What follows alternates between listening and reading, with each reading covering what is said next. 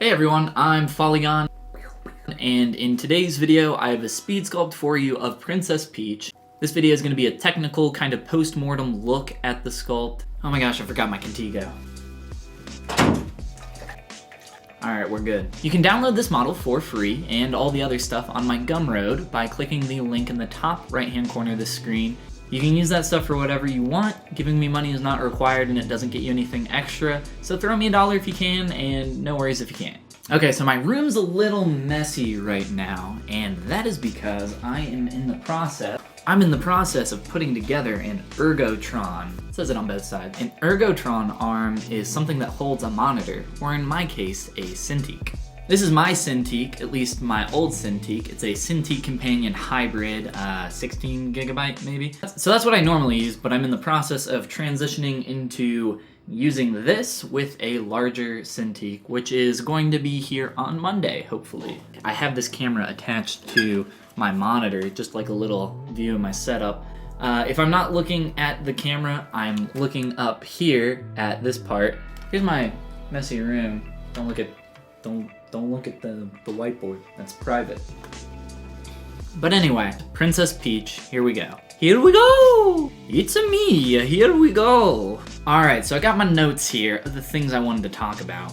First up, the theme of this episode is going to be experimentation. Experimentation, making big changes, and learning from those. Whether it's a success or a massive failure, or somewhere in between. I really believe that it's important to experiment because I believe that is how you kind of gain the most experience. If you're talking about this in video game terms, that's like the big quest that gives you 10,000 experience instead of doing a 1 hour speed sculpt gives you 1,000 experience. I like to try new things. I like to try doing things in new ways. Every time I try to sculpt maybe a facial feature, I try to do it in a slightly different way.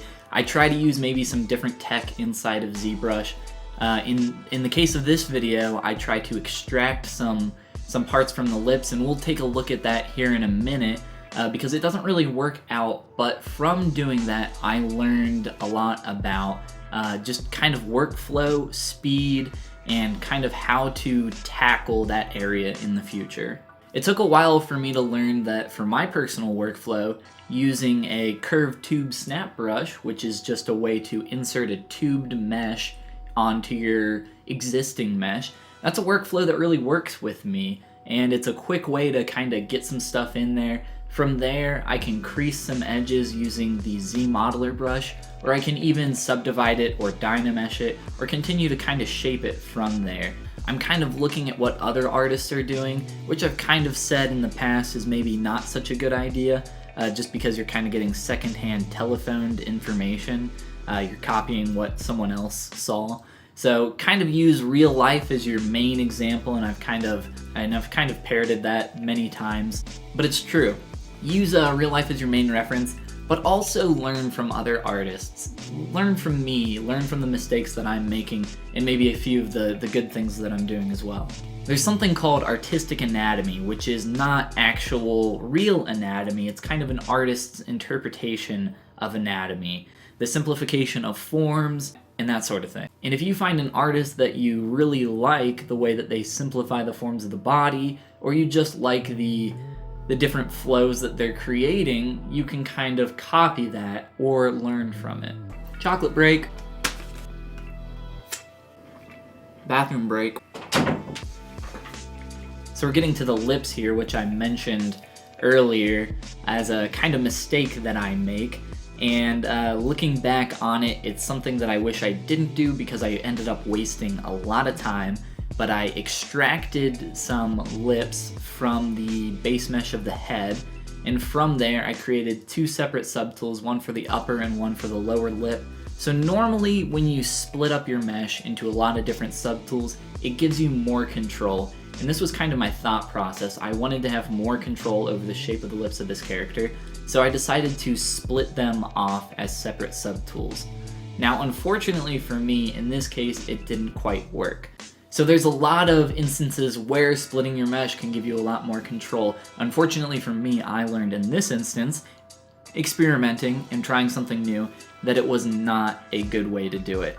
And I ended up learning down the road from using this method more just kind of about shape language and simplification of lips from doing this. So again, experiment. It was a good learning experience. So for the next little bit here, I'm going to be working on a lot of different stuff for clothing. I use a lot of different tools. These are all things that I learned from many years of kind of study and practice and trying different things until I found tools that really worked for very specific situations. In the instance of the top that Peach is wearing, I wanted to get this kind of filigree, I'm not sure what you would call it, frill shape on the top of the bra.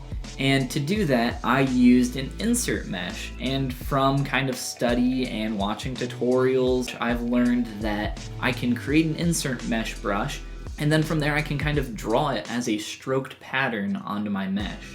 Similarly, using this cat keyhole shape, I can create a subtraction and remove that shape from the top as well. So these are all things that I learned from kind of trying new things, figuring out what worked well and what really didn't work well, kind of like the lips. It sucks and it's hard and it's painful when it doesn't work, but it's kind of good that it sucks when it doesn't work out, because then you get to a point where you learn from that. Throughout your sculpt or your drawing or whatever you're working on, it's important to go back and look at the big picture. So you'll hear a lot of artists say, like in Photoshop in their setup, they'll have up in the top corner a little preview window, and it's essentially a thumbnail of their entire image.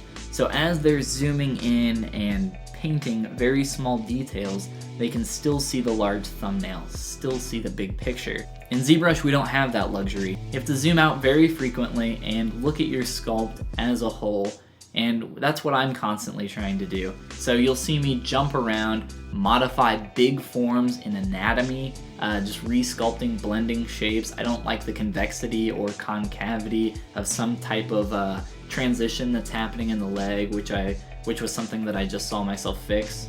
So keep that in mind, big picture.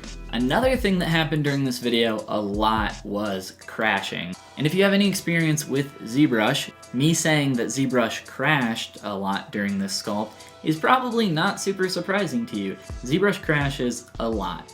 But if you look up in the top right hand corner of the user interface of ZBrush, there's this little button that says Quick Save, and Quick Save is a lifesaver for you. But for me, I was quick saving, and I have my Quick Save set up to save every 10 or 20 minutes, but unfortunately, when I crash like 3, 4, 5, 6 times, and I lose 10 to 20 minutes every time that happens, I'm losing like an hour of solid, like, good work by that point, and it gets frustrating.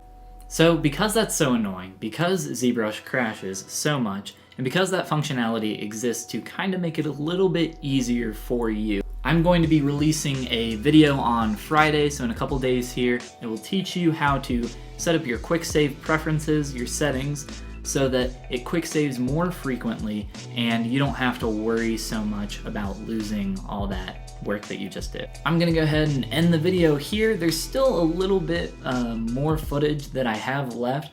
I worked on this model a little bit on live stream. Anytime I live stream, which is typically Tuesday, Thursdays, and Saturdays, you can come check out those videos. Even if you missed the live stream, they are archived, and I'll link the playlist for that for you guys up in the top right hand corner. Alright, that's all I got for you guys. Hope you learned something new, maybe got a little inspired, and I'll see you guys next time. Thanks for watching. Cutting footage, cutting footage, cutting footage, cutting footage. Splitting footage, splitting footage, unlinking footage, unlinking footage.